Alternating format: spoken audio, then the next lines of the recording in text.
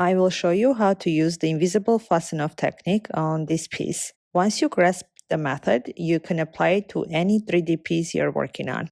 All right, now we have completed the final round of our piece, but we have a slight issue. It's not a perfect round as you can see, as there is this visible gap in between the first stitch of round and the last stitch of the round.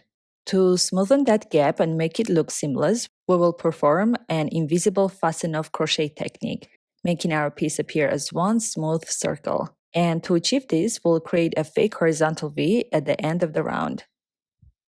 Just make sure you have your needle near because we are going to need it for this technique. Now, the first step of this technique is cutting our yarn. And it is essential to make sure that we have enough length for our yarn to be able to sew our piece to another piece.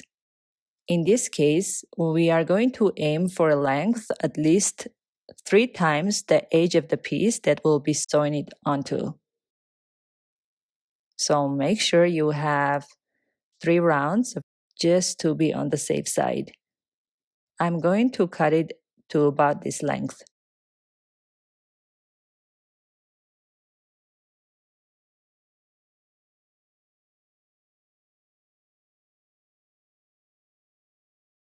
After that, gently pull your crochet hook away from the work, creating a loop that grows significantly larger until the yarn tail has completely passed through the last loop of your hook.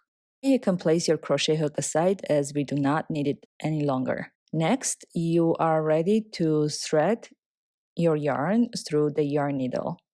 So go ahead and do that.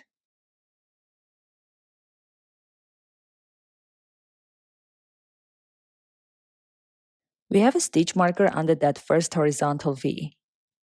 We want to insert our needle under the second horizontal V of this round. So it's not the one marked by the blue stitch marker as that was the first in the round, but the one right beside it.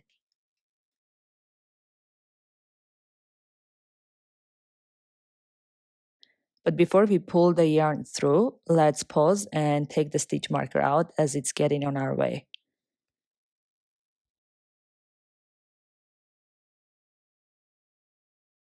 Now pull your yarn completely through, and we have just one more step before we finish.